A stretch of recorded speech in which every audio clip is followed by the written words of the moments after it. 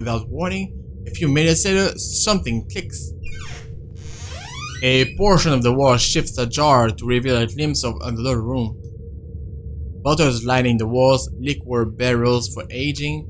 A wine cellar indeed. The ladder to the kitchen is on the far end of this room. Sure will. This is all nothing but sure a nightmare. But after everything, should this even surprise me? Ghosts, curses, hidden passages? I can't even bring myself to question the existence of this door anymore.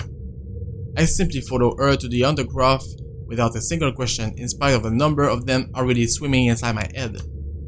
As a kid, I used to crave for this kind of adventure. The stuff of mystery and detective novels, daring chases, interesting cases to solve, suspects to put behind bars, justice to serve. I was blinded, I admit. Now, I simply want this to be over. We leave the door open in case there's a need for a quick exit, especially after she mentions it's only by chance she has been able to open the door last time. We can't waste time finding the switch again on the occasion something goes horribly wrong. There's bound to be. With me feeling this high-strung and tense, I'm not even sure why I thought it would be a good idea to enlist McCullough's help. Although she has been quite helpful so far, I can't shake off the horrible feeling something's going to happen to her if she stays with me. Even if I'm her safest bet if she wants to get out of this place alive. You really believe that, don't you? What? Did you say something? McCullough pauses mid-step, turning to me confused. I didn't. You sure? I just heard. Don't you think I'll be the first person who'll know? Look, the ladder leading to the kitchen's up ahead. You might want to hurry. I just want to be done with this place. See? You dragged another one. This time I'm sure.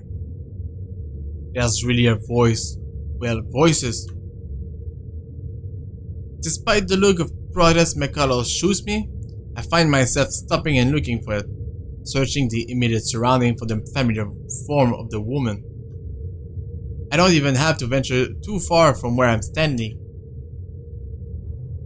Just an arm's length away from me, mirror shards litter the floor. And right on the biggest fragments.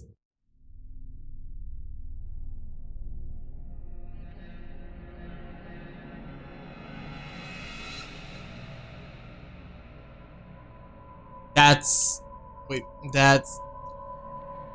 Rebecca? Ghost?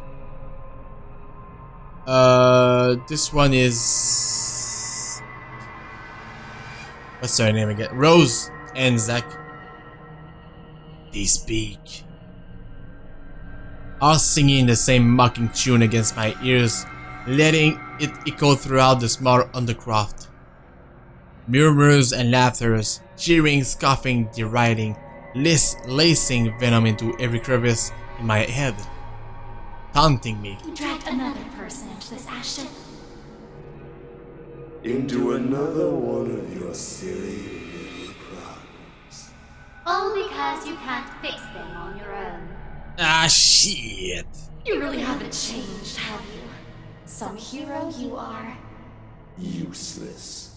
Pathetic. You're wrong. My mistake lies in the first instance I've answered. The very second denial has slipped from my mouth, their words have also seeped into my heart, allowing it to prod at and arouse my temper.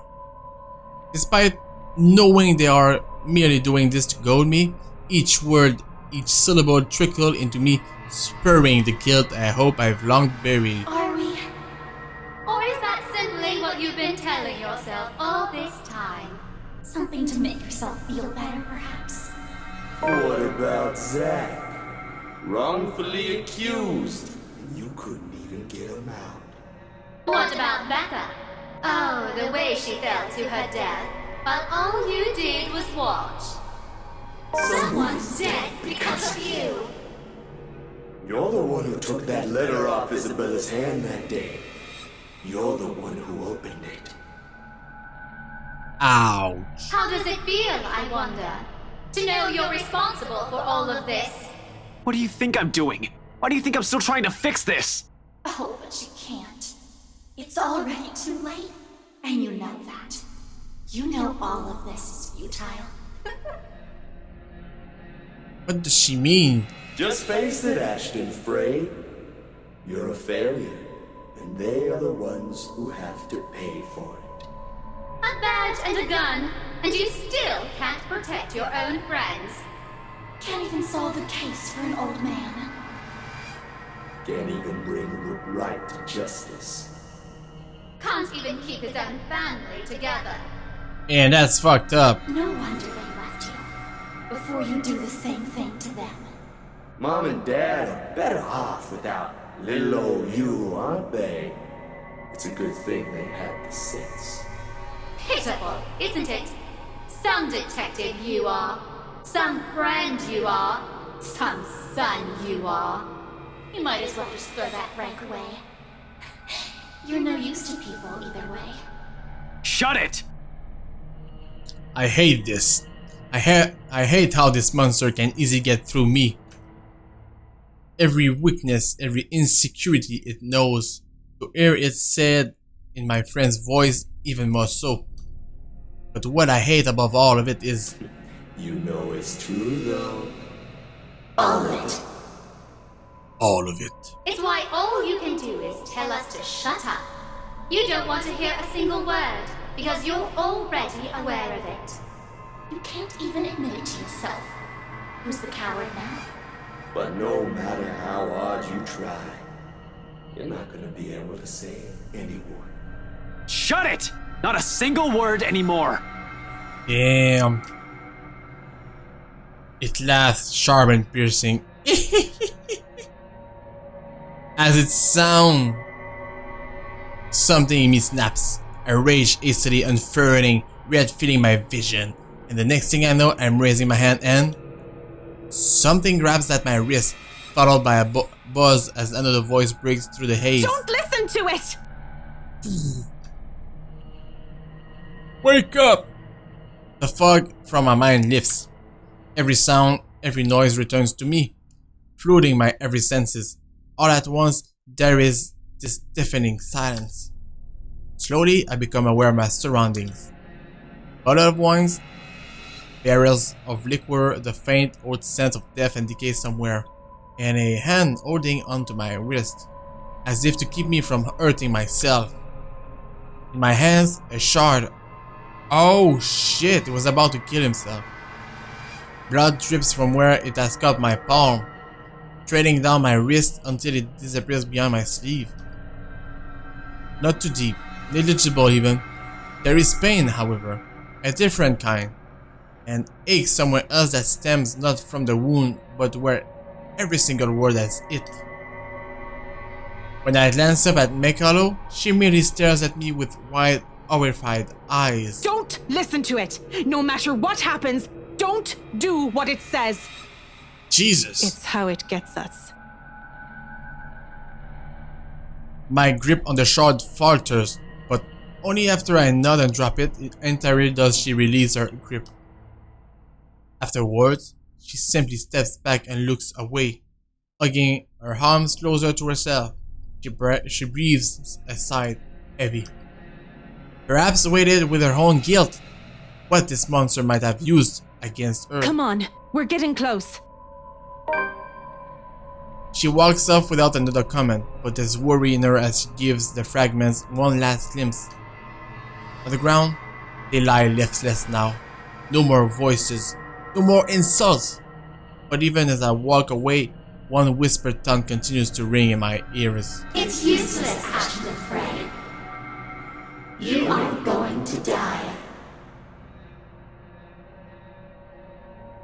Nope. I will not. And you are going to die alone.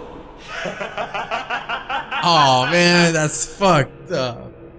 God damn. A fear.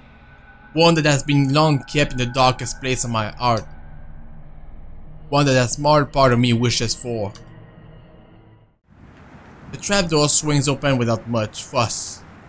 It's not even locked, probably left open for when Wright asks for some midnight snack. I make sure the coast is clear, of course, before I pull myself and help McCullough up. The butler of theirs is nowhere to be seen. He's probably sleeping, attending to his master, or doing some extra late night work before turning in for the night. Meanwhile, Wright won't touch anything to do with menial chores, not even with a 10-foot pole. It's next to impossible for him to linger here. No servants, no anyone, and just as easy as that, we're in. Gently, I close the hatch. If things go well, the same path will be our way out. If our luck doesn't hold, that's not an option now, is it? I have people waiting for me. I really don't want to think what might happen. Sometimes it's best if we simply revel in the little victories. They're great blessings when everything else is going against you. And in a place like this, fraught with unknown danger, it's a feeling that lasts only but a second. Suddenly, a sob.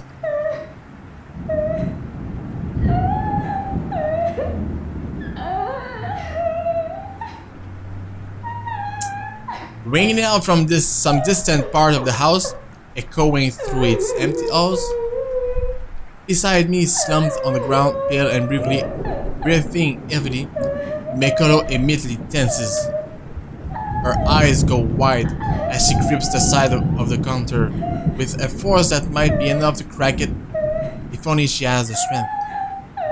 As it is, she can barely stand. She hasn't fully recovered, makes sense of the 3 or more days without proper food or water. And it's this weakness that puts the fear in her eyes. She's aware.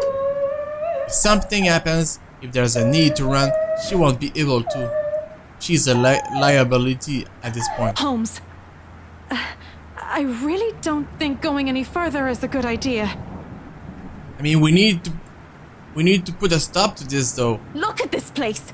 Everything seems fine. Nothing's off. Maybe we should just go? I really don't like the sound of that. You really don't have to come with me. Just until the kitchen, yeah? We're already here. You've done your part. From here on, I'm going on my own. Yes, I said that, but... Can you even stand? She doesn't answer. You'll only be putting yourself in more danger if you follow after me. You have an easy way out of here. Stay here. Once you're okay, I need you to get yourself out of this place. What? I'm not going to leave you. Well, I'm not taking you with me either, lady. So it's here or out there. You really are mad, aren't you? Probably all will be, if no one fixes this little curse problem we have. You think you'll find something in here? This is just a mansion, for God's sake. There's something up with the mansion, though. Maybe. It's worth a shot. Besides, if what we're hearing right now says anything, I'd say scumbags. Who? Right. He might be knee-deep in trouble and he has no idea about it. McCullough still appears that she's about to argue, so instead of more words, I unholsters my taser and hand it to her. A standard issue for every member of Luxburn police force, but it should not take a genius to know how to aim and fire one. Even Isabella may just be able to use it without training. Yet, Miss Interior Designer Extraordinaire stares at it as if I've just handed her something particularly nasty. Listen, you want to wait? Fine. I'm leaving this with you. But if I don't come back here within 15 minutes, I want you to backtrack and get the hell out of here. Are you daft, Holmes? I already told you. In case something goes wrong, I need someone who can tell people what's going on. Who can tell my friend what might have happened here. She's at the crawl. You know the place, right? Before continuing, guys, I'm gonna close the window so that I don't disturb my neighbors. 1 second, guys. I'll be right back.